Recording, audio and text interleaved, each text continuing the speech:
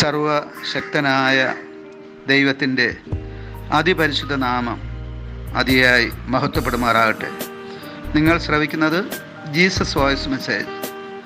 എല്ലാ ദൈവമക്കൾക്കും കർത്താവായ യേശുക്രിസ്തുവിന്റെ നാമത്തിൽ സ്വാഗതവും സ്നേഹവന്ദനവും അറിയിക്കുന്നു. അല്പസമയ ധ്യാനത്തിന് സങ്കീർത്തനം 144 വാക്യം 1 വായിക്കുന്നു.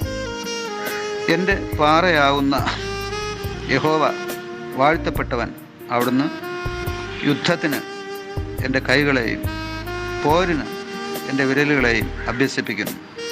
കർത്താവിൽ പ്രിയരെ, നാം വായിച്ചു കേട്ടത് 144 സങ്കീർത്തനത്തിൻ്റെ 1 വാക്യമാണ്. ദാവീദ് എന്ന സങ്കീർത്തനക്കാരൻ വളരെയധികം സങ്കീർത്തനങ്ങൾ രചിച്ചിട്ടുള്ളത് നമുക്കറിയാം. അതിൽ ഒരു അനുഗ്രഹിക്കപ്പെട്ട സങ്കീർത്തനമാണ് 144 സങ്കീർത്തനം. ഇതിൻ്റെ ആദ്യ വാക്യത്തിൽ അദ്ദേഹം പറയുന്നത് ദൈവത്തെ തൻ്റെ ബലമായി, സങ്കേതമായി, ശക്തിയായി, ഉറപ്പായി പ്രസ്താവിച്ചുകൊണ്ടാണ്. എൻ്റെ പാറയാവുന്ന യഹോവ എന്നാണ് അദ്ദേഹം ദൈവത്തെ അഭിസംബോധന ചെയ്യുന്നത്. പാറയെ നമുക്കറിയാം, അത് ഉറപ്പിനെ സൂചിപ്പിക്കുന്നതാണ്. മണലാണെങ്കിലോ ഉറപ്പില്ലായ്മയെ. അതുകൊണ്ട് തന്നെ യേശു ഒരു ഭവനം നിർമ്മിക്കുന്നതിൻ്റെ ഉപമ പറഞ്ഞിട്ടുണ്ട്. ഒരു മനുഷ്യൻ ആഴത്തിൽ കുഴിച്ച് പാറമേൽ അടിസ്ഥാനമിട്ട് ഒരു ഭവനം നിർമ്മിച്ചു. ആ ഭവനത്തിന്മേൽ കൊടുങ്കാറ്റും പേമാരിയും വന്ന് ആഞ്ഞടിച്ചു. പക്ഷേ അത് വീണില്ല, കാരണം അത് പാറമേൽ പണിതതായിരുന്നു. മറ്റൊരു മനുഷ്യൻ മണലിന്മേലൊരു വീട് നിർമ്മിച്ചു. കാറ്റും കൊടുങ്കാറ്റും പേമാരിയും ആ ഭവനത്തെ ആഞ്ഞടിച്ചു, അത് വീണു, അതിൻ്റെ വീഴ്ച വലുതായിരുന്നു. ഇവിടെ 144 സങ്കീർത്തനത്തിൽ ദാവീദ് ദൈവത്തെ തൻ്റെ പാറയായി ചിത്രീകരിക്കുകയാണ്. എന്തായിരിക്കാം കാരണം? ദാവീദ് തൻ്റെ വിശ്വാസം, ദാവീദ് തൻ്റെ സങ്കേതം അഥവാ ശരണം അഥവാ ആശ്രയം ദൈവത്തിൽ അർപ്പിച്ചു എന്നുള്ളതാണ്. അപ്രകാരം ദാവീദ് തൻ്റെ ആശ്രയം ദൈവത്തിൽ സമർപ്പിച്ചപ്പോൾ ദൈവം അവന് പാറയായി എന്നുള്ളതാണ്. ഇത് പത്രോസിൻ്റെ ജീവിതത്തിലും നമുക്ക് കാണുവാനായിട്ട് സാധിക്കും. വിശ്വാസം നാം മുറുകെ പിടിക്കുമ്പോൾ അത് അസാധ്യം സാധ്യമാക്കി തീർക്കുന്നു. ഒരു ദിവസം യേശു കടലിന്മേൽ നടന്ന് വരികയായിരുന്നു.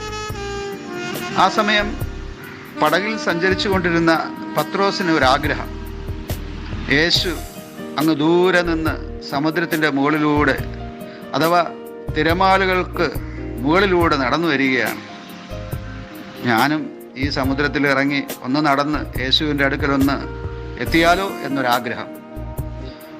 അവൻ യേശുവിനെ വിളിച്ചു, ഗുരു, ഞാനും കൂടെ നിങ്ങളുടെ സന്നിധിയിലേക്ക് നടന്നു വരട്ടെ. കർത്താവ് അനുവാദം കൊടുത്തു. അവൻ അഥവാ പത്രോസ് സമുദ്രത്തിൽ ഇറങ്ങി. ആ സമയം വെള്ളം അവൻ്റെ കാൽ കീഴെ പാറയായി മാറി എന്നുള്ളതാണ്. ആ പാറമേൽ അവൻ നടന്നു, സമുദ്രത്തിന്മേൽ അവൻ നടന്നു, കുറേ ദൂരം നടന്നു. എന്നാൽ എപ്പോഴാണ് ആ പാറ വെറും സാധാരണ വെള്ളമായി മാറിയത്? അവൻ യേശുവിൻ്റെ നേർക്കുള്ള അവൻ്റെ ദൃഷ്ടി മാറ്റി കാറ്റിനെയും കൊടുങ്കാറ്റിനെയും അവൻ വീക്ഷിക്കുവാനായിട്ട് തുടങ്ങി. ആ സമയം അവൻ്റെ കാൽ കീഴുണ്ടായിരുന്ന പാറ മാറി വെറും സാധാരണ വെള്ളമായി. അവൻ മുങ്ങിത്താഴുവാനിടയായി. യേശു ഓടി വന്ന് അവനെ തൂക്കിയെടുത്തു എന്നാണ് നാം വായിക്കുന്നത്. അതേ പ്രിയമുള്ളവരെ, ഇവിടെ ദാവീദ് ദൈവത്തെ തൻ്റെ പാറയായി ചിത്രീകരിക്കുമ്പോൾ ഇത് വിശ്വാസത്തിലൂടെയാണ് സാധ്യമായി തീരുന്നത്. നാം ഈ ലോകത്തിൽ ജീവിക്കുമ്പോൾ ദൈവത്തെ നമ്മുടെ പാറയായി അഥവാ ദൈവത്തിലുള്ള വിശ്വാസം ഉറപ്പിക്കുന്ന തരത്തിലുള്ള ആശ്രയമായി കണ്ടാൽ, അതെ, പത്രോസ് വെള്ളത്തിന്മീതെ സമുദ്രത്തിന്മീതെ സഞ്ചരിച്ചതുപോലെ നമുക്കും വിശ്വാസ മാർഗത്തിൽ സഞ്ചരിക്കുവാനായിട്ട് സാധിക്കും. കാരണം ക്രിസ്തീയ ജീവിതം കാഴ്ചയാലുള്ള ജീവിതമല്ല, പ്രത്യുത വിശ്വാസത്താലുള്ള നടപ്പാണ്. ആമേൻ, ആമേൻ.